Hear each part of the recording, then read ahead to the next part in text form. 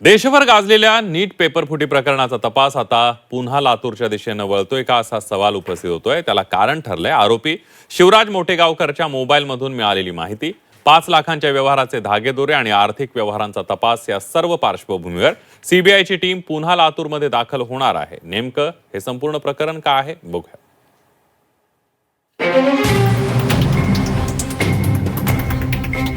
देशभरात खळबळ उडालेल्या नीट पेपर फुटी प्रकरणाचा तपास सीबीआयकडे आल्यानंतर अनेक धक्कादायक खुलासे समोर आले.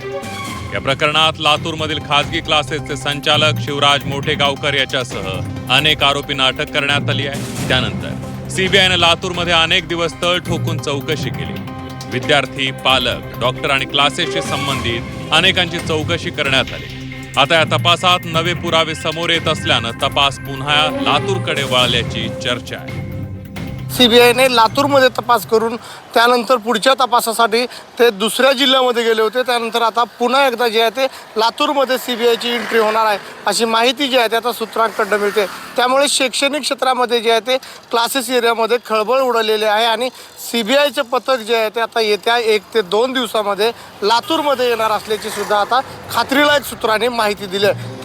सूत्रांच्या माहितीनुसार सीबीआयने जप्त केलेले आरोपी शिवराज मोठेगावकर याच्या मोबाईलमध्ये प्रश्नपत्रिकेचे 36 फोटो आढळले आणि केमिस्ट्री विषयाचे 132 प्रश्न आढळले.